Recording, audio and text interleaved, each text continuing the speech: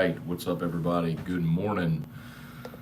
Welcome to a Thursday edition of Morning Scone, presented by Brock, which number? And Hudco Roofing, which number? HUDCORoofing.com. Let's see, hope your morning's off to a fantastic start. Final day here in Hoover at SEC Football Media Days. Wrap up today with Missouri, Arkansas, and Auburn. They always save one of the Alabama schools for the last day, just to make sure that people stick around for the last day. So yesterday was supposed to be Alabama, Texas A&M, a lot of intrigue with Mike Leach, his first SEC Media Days, and the day basically got hijacked when Brent Zwerneman of the Houston Chronicle reported that Texas and Oklahoma have reached out to the SEC about joining the conference and creating a 16-team super conference. So did have Greg Sankey. The timing was actually wonderful. I had Greg Sankey on my show scheduled for 4:45, and they broke that news. So Jimbo, timing, y'all, never, if you ever question the timing of things. So like we get this schedule, right? This is the whole packet of the schedule for the whole week of who's going to be where. Like it's even like you get the diagram of what player person is going to be in what room at what time, this whole grid. I mean, you know to the minute where everybody is going to be, right? Like today, Eli Drinkwitz will be in the main room at 9:05, from 9:05 to 9:35, at which point he goes to SEC Video from 9:35 to 9:50, from 9:50 to 10:05, he's at ESPN. He's on the network set from 10:10 to 10:25, then electronic media from 10:30 to 10:40. You get it. Like every minute is accounted for the day. So Jimbo started at 2:55. If you go look at Brent Zwerneman's tweet from tweeting the story from Houston Chronicle, it was timestamped 2:47, that tweet. So he tweeted that out at 2:47 with Jimbo going on the main stage at 2:55. So not by accident. Now, when you're a radio show host and your show starts at 3 and that news breaks at 2:47, that's pretty good. That's pretty good. So, and I need to get a few other, I'm mostly packed up. I need to get a few other knickknacks and get to my car. So we'll do as many interviews as we can this morning over at Radio Row, and then hit the road and head back to BR. So, all right, let's say some good mornings here. Michael Lane Spazale, what's up? Jeff McKithen, Truax, what's up, man? Troy Abear, top of the morning. John Sanders, good morning. Lance Richard, morning, Matt. Is there something to Texas and OU to the SEC, or is it all smoke at this point? So, is there something to it? Of course there's something to it. If you're, remember, and this is probably the hardest thing if you casually remember or don't really remember all of the realignment from 2011, summer of 2011, when, of course, Nebraska went to the Big Ten, and Maryland, but and Rutgers. But anyway, when Colorado and Utah went to the Pac-12, when Missouri and A&M came into the SEC, remember we saw the Big East dissolve, the American Athletic Conference created, and the Big 12 was on life support. Remember, the Big 12 only has 10 members now. And Nebraska, Colorado, Texas A&M, Missouri all left the Big 12. And then they came and they added TCU. Wait, I'm sure, make sure my numbers are right. They added TCU. Wait, so if they had 12, they lost 10.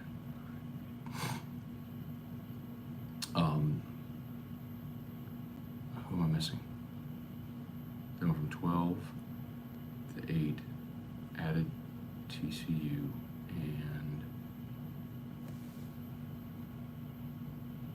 and West Virginia. They had TCU in West Virginia.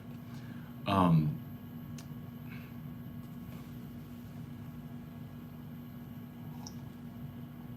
okay, so they had a TCU in West Virginia.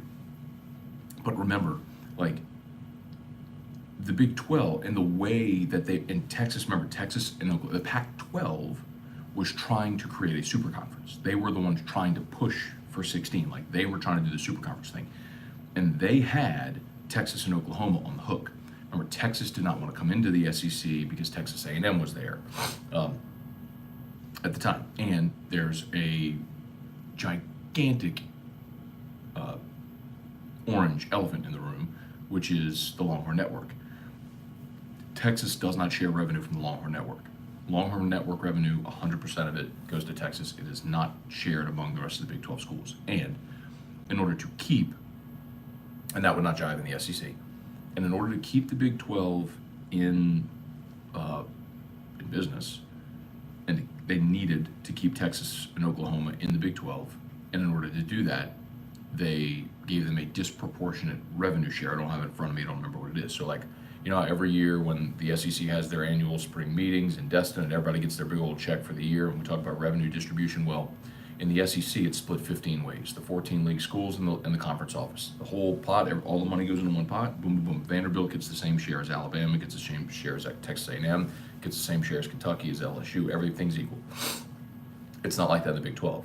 They had to give Texas and Oklahoma a much larger share of the pot in order to keep them in the Big 12. Well, that was a model that was never going to be sustainable long term. And now that you see the Big Ten has signed a new deal in the SEC, just this last January signed their new deal, 10 years, $3 billion with Disney. Remember that the SEC on CBS is going away in 2024. Texas is looking around going, and Oklahoma like, dude, our league ain't going, there's no way we're going to approach this. So they're thinking proactively to say, all right, in the new day and age of NIL, of the potential, after what Mark Emmert said, of decentralizing college sports, they're looking at it going, okay, we want to align ourselves with the best. We don't want to be Barry Sanders on the Detroit Lions. You know, we want to be Tom Brady on the Patriots. And so that's what Texas and Oklahoma are thinking. So is their interest in the SEC sincere? Absolutely. And the fact that Greg Sankey would not deny that tells you a lot of what you need to know about mutual interest. I don't think anything's imminent, but it's certainly relevant. Brian Nguyen, good morning. Taylor Tomini, yo Matt, if this move were to hypothetically happen, what are your thoughts of Oklahoma and Texas during the SEC? And would that signal the end of the Big 12? It would signal the end of the Big 12 as it's currently established, there's no question.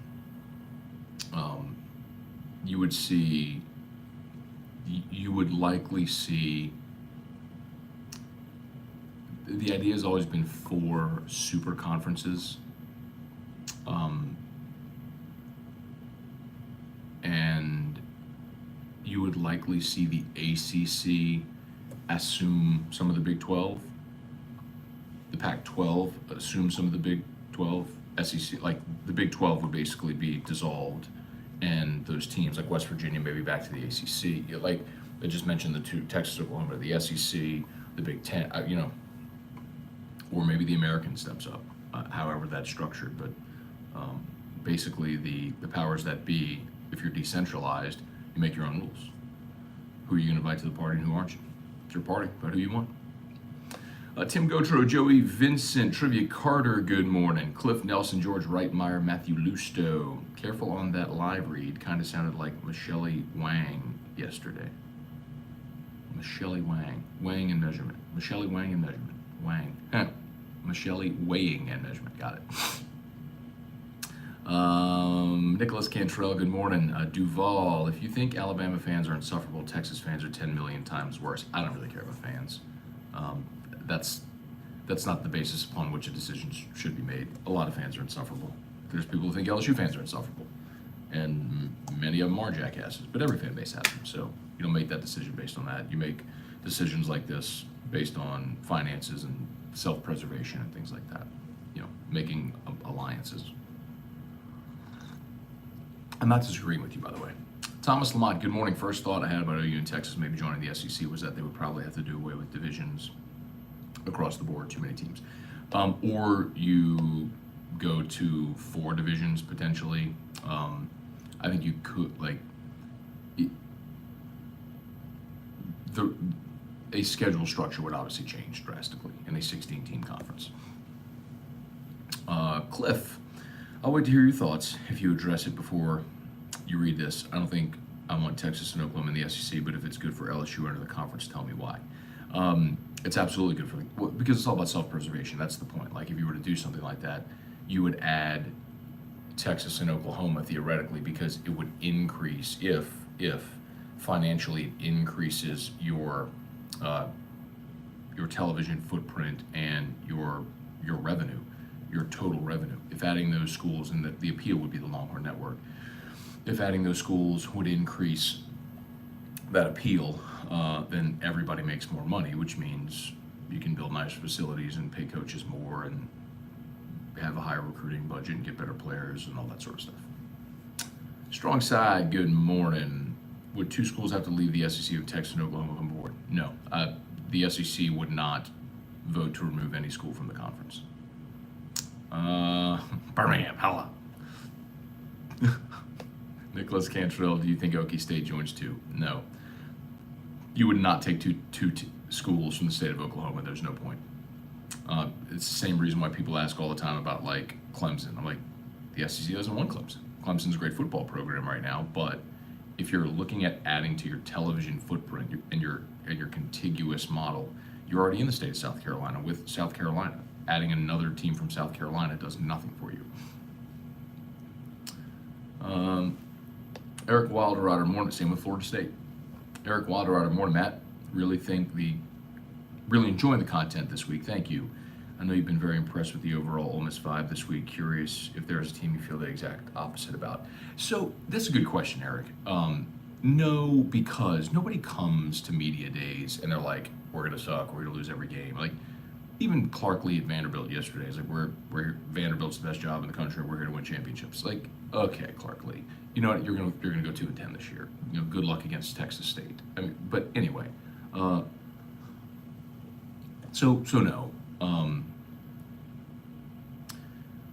I really wish we had an opportunity to get Texas A&M players on Radio Row because I would have loved to have talked to those guys, but they didn't come down. I kind of understand why. I mean, with everything that bubbled up yesterday. But good question, Eric. But it's not the nature of the event to where people are generally going to be negative about anything. By the way, please smash that like button, YouTubers. 42 watching, only 17 likes. We can get that up. Facebook, do me a solid. Like the page, share the post. Like the page, share the post. Like the page, share the post. Like the page, share the post. Troy Abear, Super Conferences, let's go. Brandon English, good morning. Hey, Dad, contact for HUDCO, please. Dad, you're asking for a HUDCO contact? Hey.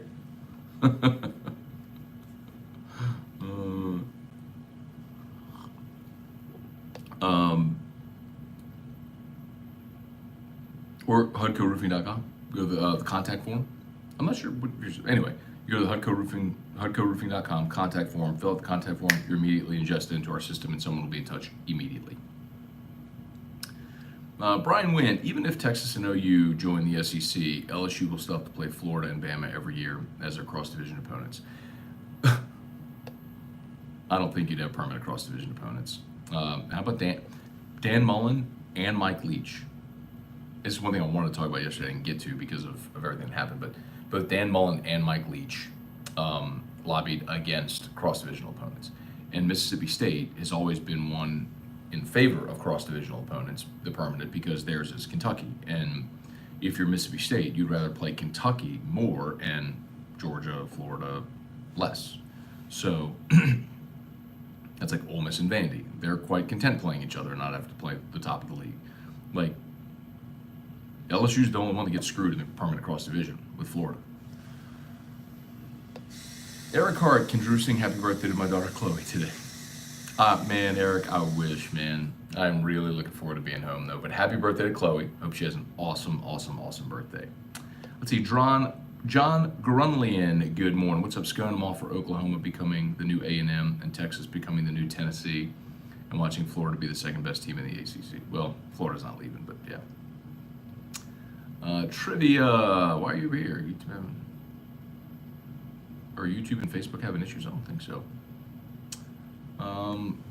Send Bama and Auburn to the East. Big 12 should add Louisiana Tech. That's not happening. And Houston.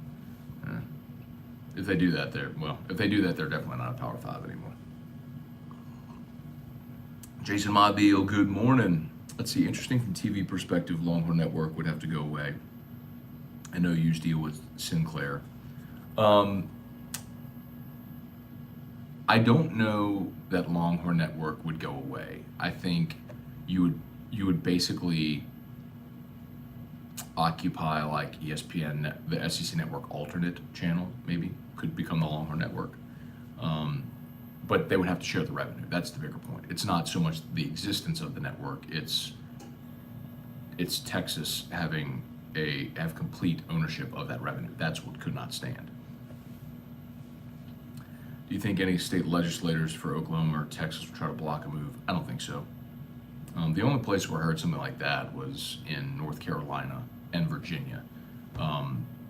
Virginia and Virginia Tech, that was it. Because there was thought that either UVA or Virginia Tech could have been a target for the SEC, but the state legislators there did not want, because those two state schools, them breaking apart. Pretty sure Tennessee gets screwed the most with Bama. No trivia, because Tennessee and Alabama want that stupid game. That's why we have permanent cross-divisional opponents. Tennessee and Alabama want to play each other, just like Auburn and Georgia want to play each other. That's the only reason we're doing this, is to protect those two stupid games that nobody outside of those four fan bases care about.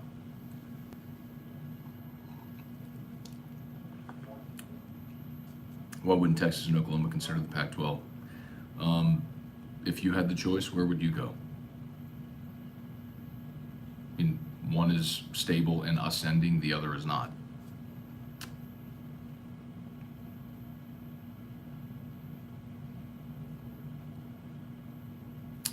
Let's see, Matthew Rudiger, 16 teams are too many. Get used to it, bro. It's an inevitability. Super conferences are coming.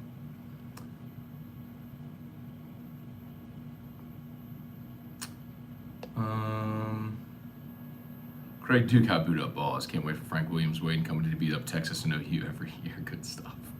Troy A. Bear saw yesterday OU has to be in the same conference as Oklahoma State as it's true. I don't know if that exists in Oklahoma, but I just talked about that kind of like with Virginia. Craig Duke, good morning. SEC should have taken TCU over Mizzou. No, was not going to happen, Craig. Remember, again, I'll say, and I got to go, it's 8 o'clock. Remember, the whole objective of expansion is if you add someone, all right, listen, this is the last thing I'm going to say. If you add a team to your league, remember rev shares, okay? So all the revenue generated by TV deals, bowl money, NCAA basketball, tournament appearances, college World Series, no matter what school's in it, all of the money made goes into one big pot, and it's divvied up among, it was 12 SEC schools and the league office, so 13 shares. When they added A&M and Missouri in 2012, they were ramping up to the SEC network. They knew that was coming. And they wanted to add programs in markets where they were not presently to add value to cable providers to take the SEC network. So you were not in the state of Texas. By adding Texas A&M, there was no way any cable provider in the state of Texas was going to exist without the SEC network because of Texas A&M. So you got Houston and Dallas, and you got the whole state of Texas. And then in Missouri, St. Louis and Kansas City, because of the University of Missouri. And it's also very important that it was part of the contiguous footprint, meaning all the states touch on the map. So Texas and Missouri fit.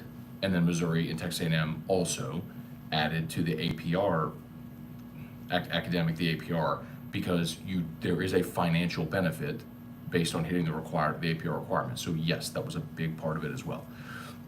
So now that the SEC network is launched, every single cable provider in America picked up the SEC network at launch. Where is the benefit? there was no benefit to adding TCU at the time because you had Texas A&M.